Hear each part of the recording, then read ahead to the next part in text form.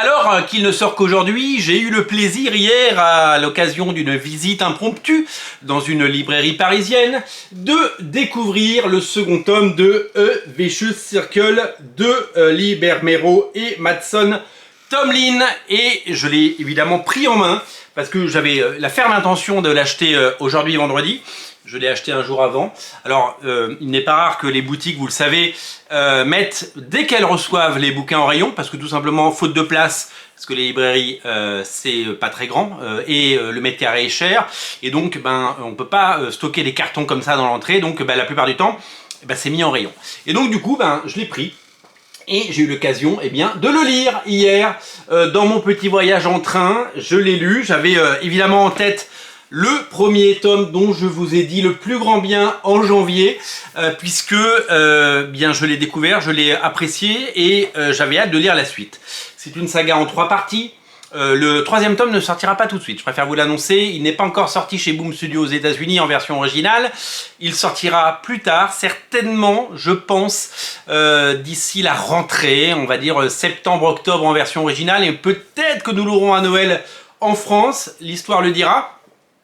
Pour l'heure, on a l'occasion d'avoir les 2 premiers tomes sur 3, ce qui est déjà pas mal. Le format est gigantesque, l'édition est somptueuse. Certains, évidemment, ont très largement commenté le prix, 15 €, pour un album qui est finalement un album de bande dessinée franco-belge, même si c'est un comics, fait par 2 auteurs de comics. L'un, Mattson Tomlin, qui est un scénariste d'Hollywood, c'est lui qui a fait le scénario du film The Batman de Matt Reeves, et c'est lui qui fait le scénario de The Batman 2 qui entre en tournage cet été, qui sortira au cinéma normalement à l'automne 2025. Il a également fait Batman Imposter, que vous avez peut-être lu, et qui sera d'ailleurs, je crus voir, offert à l'occasion d'une journée spéciale Batman chez Urban Black Label. Vous savez, petit format comme pour le Batman Day, ça fait plaisir parce que c'est un récit plutôt majeur qui confirme le talent de Mattson Tomlin, parce que tout ce qu'on a vu de lui ou lu de lui récemment, remporte tous les suffrages. Moi, j'ai toujours acheté de la bande dessinée franco-belge. J'aime les belles éditions, j'aime les beaux formats. Quand il s'agit de Lee Bermero, je ne pense pas en termes de poids, parce que ça sert à rien d'acheter 700 pages de comics qui ne sont pas de qualité. Vaut mieux en acheter que 60 ou 40 et prendre une claque et vraiment avoir une expérience de lecture inoubliable. Pour exemple, le Killing Joke. Le Killing Joke, c'est 50 pages de BD. Alan Moore et Brian Bolland. Ça coûte 13 balles, je crois, 13 ou 14 balles. Certains peuvent trouver ça cher et démesuré. Moi, je trouve que la qualité n'a pas de prix et vaut mieux lire un bon comics plutôt que 15 mauvais. Et donc, de temps en temps, vaut mieux... c'est comme la nourriture, il faut mieux manger moins, mais manger mieux. On le dit souvent, ça peut paraître bête, mais c'est quelque chose d'essentiel. Donc, je me suis acheté ce second tome, ça m'a coûté 15 €. Et je l'ai acheté et je l'ai lu et dans le train et je l'ai dévoré. Je l'ai dévoré parce que le premier tome m'avait intrigué. Alors, je suis très en colère sur le fait que dans son résumé sur son site internet et donc communiqué sur toutes les boutiques en ligne que vous trouverez, il spoil un petit peu ce premier tome. Donc si vous lisez le résumé sur internet du premier tome, c'est comme lire le premier tome, sans l'expérience graphique évidemment, parce que c'est plutôt pas mal.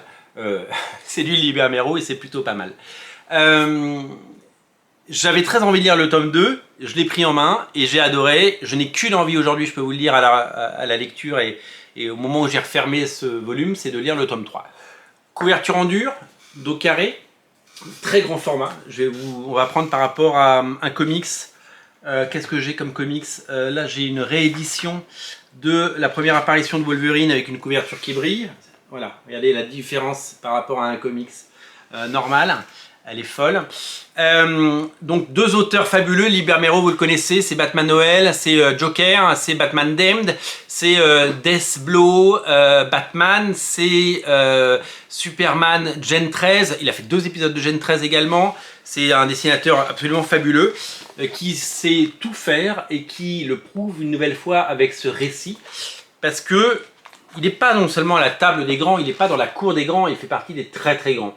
On peut penser à Alex Ross, on peut penser à J.J. Jones, ces gens qui ont un rapport au dessin et à la peinture absolument incroyable. Et une des forces de ce récit, c'est que de chapitre en chapitre, et il y a des dinosaures, il change totalement de style. Alors il y a ce style photoréaliste, dont on se demande comment il est fait. Je pense que, je ne sais pas s'il y a des tutos. Est-ce que ce sont des peintures? Est-ce que c'est des dessins et des peintures qu'il fait à la main? Est-ce qu'il fait les couleurs de façon numérique, hein, ce qui est tout à fait évidemment admis et acceptable? Il y a parfois un côté flou sur les décors. Il y a un vrai travail sur l'ensemble des cases. Et c'est tout simplement déroutant. Déroutant, la mise en scène est géniale. Regardez le point de vue depuis la bouche de T-Rex dans cette page 2. Et je vais m'arrêter là pour pas trop vous spoiler. Je vais simplement vous montrer des cases. En fait, toute la partie un peu contemporaine est dessinée de façon hyper réaliste. Et quand on change eh bien, d'époque, eh bien, les styles diffèrent. Là, clairement, on est sur quelque chose de très dessiné. Comme il sait le faire et comme il le faisait au début de sa carrière. Et donc le style est totalement différent. Puis le style change encore. Ça ressemble beaucoup à du J.J. Jones. Et quand on change une nouvelle fois d'époque, eh bien ça change une nouvelle fois le style. Les peintures, les textures, les couleurs, la chromie, tout est changeant, tout est différent. Et puis bah, voilà, ça rebascule vers quelque chose de beaucoup plus dessiné. Donc si vous voulez, on passe de la peinture peut-être numérique, je ne sais pas, à un dessin beaucoup plus classique et des choses qu'on a déjà vues, notamment dans Joker, il dessinait un peu de cette façon-là, même si son niveau de dessin a encore progressé. Alors je ne vais pas vous spoiler des scènes très importantes. Et puis après on revient sur, comme dans les premières pages, des pages en noir et blanc qui évoquent les années 50 et le début de l'histoire. Voilà, je ne vais pas vous en montrer plus, simplement c'est une expérience graphique hors norme. C'est particulièrement bien écrit, c'est prenant, c'est captivant, je l'ai dévoré, je l'ai parcouru, c'est une formidable expérience de lecture et c'est vraiment un bouquin que je vous recommande. Faut vraiment faire fi de son prix et de tout le contexte. Il faut juste se laisser emporter par un très bon comics, voilà. Lisez moins, lisez mieux, mangez moins, mangez mieux. C'est vraiment ce que j'ai envie de vous conseiller aujourd'hui à travers cette vidéo parce que c'est vraiment la sortie incontournable de la journée. Et c'est vraiment un récit absolument captivant et passionnant, magnifiquement maîtrisé par deux grands auteurs. Et c'est une expérience de lecture absolument folle. Dernier point, le format, je vous l'ai dit, il est grand, il est géant. Moi, je me suis vraiment senti valorisé en tant que lecteur. Vous savez que, bon, moi je suis vieillissant, hein, j'ai 50 ans dans 2 ans. J'aime bien quand il y a des belles pages, des grandes pages. J'aime bien quand il y a des belles éditions et j'aime bien quand ça met en valeur le travail des auteurs. Ben, je lisais ça dans le train et lire dans le train, c'est s'exposer. Parce que les comics, quand on a commencé à les lire à 12-13 ans, on les cachait un peu, on avait un peu honte, c'était pas de la vraie BD. Et ben moi, quand je lis de la BD dans le train, je la lis fièrement. Quand je lis des comics dans le train, je les lis fièrement.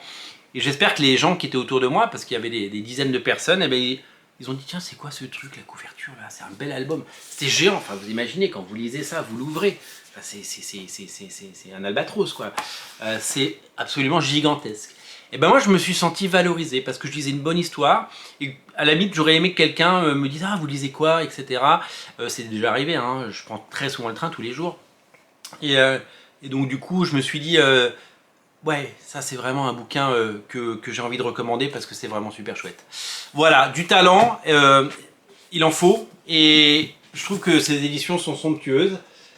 Si vous avez le budget et si vous êtes tenté, eh bien allez-y, faites-vous plaisir parce que c'est vraiment quelque chose d'étonnant et absolument génial. Ça s'appelle A Vicious Circle, il y a 2 tomes qui sont disponibles. Passez chez votre libraire aujourd'hui parce que c'est déjà disponible. J'ai eu la chance de le lire hier et je ne regrette pas, c'est 15 € dépensés. Si c'était à refaire, je le referai. Vivement le tome 3, salut!